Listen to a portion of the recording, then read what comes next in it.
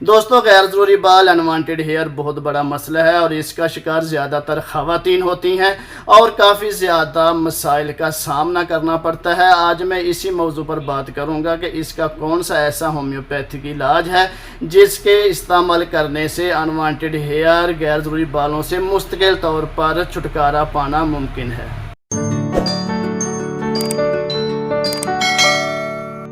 दोस्तों, गैर ज़रूरी बाल अनवांटेड हेयर जिस्म के उन हिस्सों पर निकल आते हैं जहां बाल अमूमन नहीं निकलते।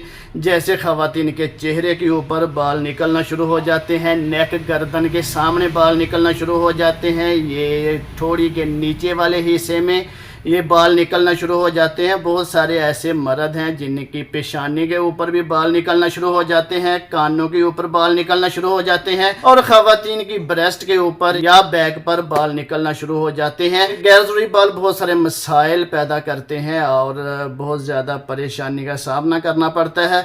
दोस्तों, अब हम जानेंगे कि इसकी कौन सी ऐसी वजूहात हैं जिनकी बना पर ये बाल जिस्म के ऊपर निकलना शुरू होते हैं।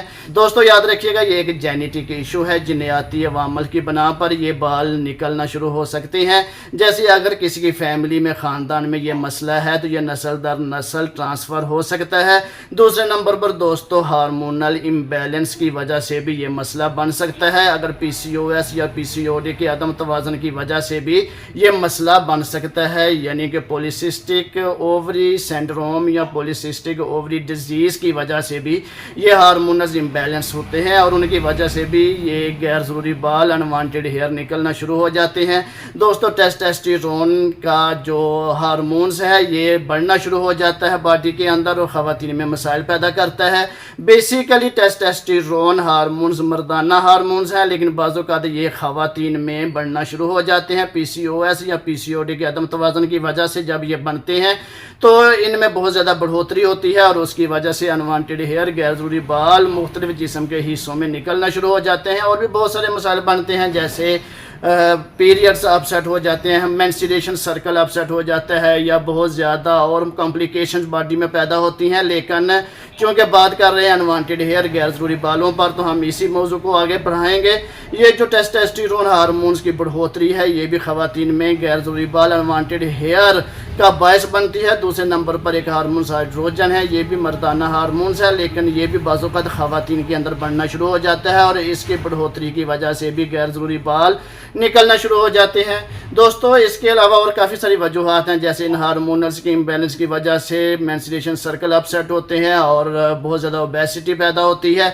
ओबेसिटी की वजह से भी बहुत सारी कॉम्प्लिकेशंस पैदा होना शुरू हो जाती हैं और फिर ये अनवांटेड हेयर गैर ज़रूरी बाल निकलना शुरू हो जाते हैं और काफ़ी सारी कॉम्प्लिकेशंस और मसाइल पैदा करते हैं।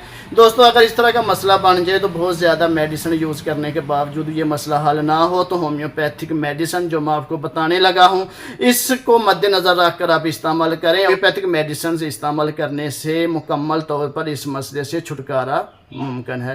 दोस्तों, इसके लिए कुछ एहतियाती तदाबीर हैं। सबसे पहले कोशिश करें अच्छी डाइट लें, अच्छी खुराक लें जिसमें फ्रूट और सब्जियां ज़्यादा इस्तेमाल करें, पानी ज़्यादा पिएं और एक्सरसाइज का मामूल लाजमी बनाएं। अक्सर देखने में आया है कि जो लड़कियां छोटी उम्र में होती हैं, जैसे 12 से लेकर 15-16 साल की उम्र, अनवांटेड हेयर का मसला बहुत ज़्यादा तेज़ी से शुरू हो जाता है। तो इसकी एक बुनियादी वजह ये भी हो सकती है कि ये हार्मोनल इम्बैलेंस जो होते हैं ये तो एक ऑलरेडी मसला है। इसके साथ साथ फास्ट फूड, जंक फूड और इस तरह के खाने जो बॉडी अच्छी तरह से एडजस्ट नहीं कर पाती और हार्मोन्स इम्बैलेंस हो जाते हैं। दोस्तों, कोशिश करें कि ऐसी डाइट लें जिनसे हार्मोनल इम्बैलेंस का ख़तरा कम से कम हो और बॉडी जो है वो रिलैक्स रहे। जैसे ताज़ा फ्रूट इस्तेमाल करें, सैलड यूज़ करें, एक्सरसाइज लाजमी करें और खुश रहें।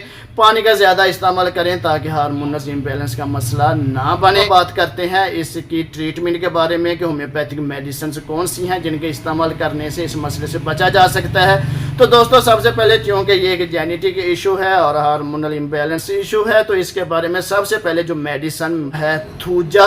तो दोस्तों, सबसे पहले थूजा 200 होम्योपैथिक की मेडिसिन है। ये आपने 200 पावर में इस्तेमाल करनी है और थूजा 200 रोज़ाना एक खुराक 2 से 3 कतरे थोड़े से पानी में मिक्स करके पीने हैं। ये थूजा 200 आपने कुछ देर तक लगातार इस्तेमाल करनी है। डेली बेस पर आप इस्तेमाल करें ताकि बॉडी में आने वाली जो इम्बैलेंस हैं और जेनेटिक इश्यूज हैं इनको कंट्रोल किया जा सके।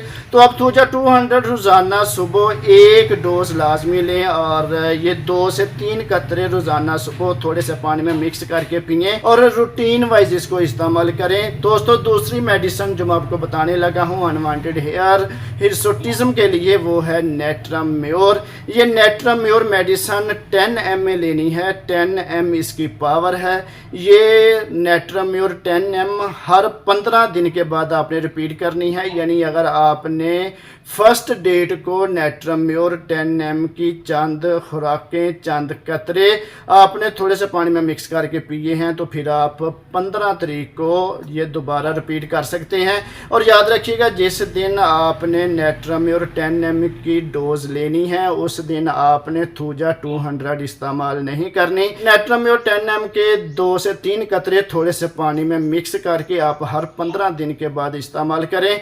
और दोस्तों की तीसरी बहुत अच्छी बढ़िया मेडिसिन है, वो है oleum Jack. Oleum Jack 3x में आपने लेनी है सुबह दोपहर शाम।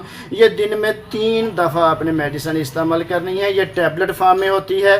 ये आप सुबह दोपहर शाम इसको इस्तेमाल करें। असल अगर बहुत ज़्यादा ओबेसिटी है, बहुत ज़्यादा मोटापा है और बहुत ज़्यादा तेज़ी से मोटापे का रुझान भी पैदा हो रहा है, तो इसके लिए आप कलकेरिया कार्ब मेडिसिन को ना भूलिएगा। ये जो कलकेरिया कार्ब मेडिसिन है ये हार्मोनल इम्बैलेंस के लिए बहुत अच्छी, बहुत बड़ी मेडिसिन है। ये कलकेरिया कार्ब आप 30 पोटेंसी में लें और सुबह दोपहर शाम 3 से 4 कतरे थोड़े से पानी में मिक्स करके पिए।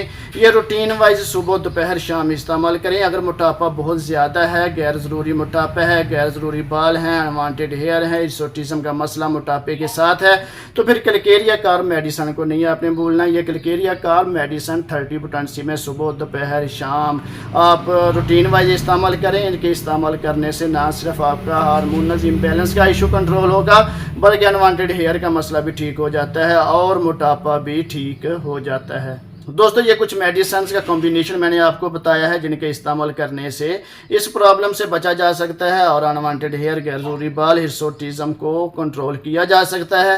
दोस्तों अगर आपको मेरी ये वीडियो पसंद आई है तो लाजमी लाइक कीजिएगा, शेयर कीजिएगा, कमेंट्स लाजमी कीजिएगा ताकि पता चल सके कि आपको कौन से ऐसे मसाइल हैं जिनका आप इलाज जानना चाहते हैं और उसके मुताबिक आपको फिर आगाही मिल सके। और दोस्तों मेरा ये चैनल सब्सक्राइब लाजमी कीजिएगा, बेल आइकन का बटन लाजमी दबाएं ताकि हर नई आने वाली वीडियो का नोटिफिकेशन आपको मिल सके।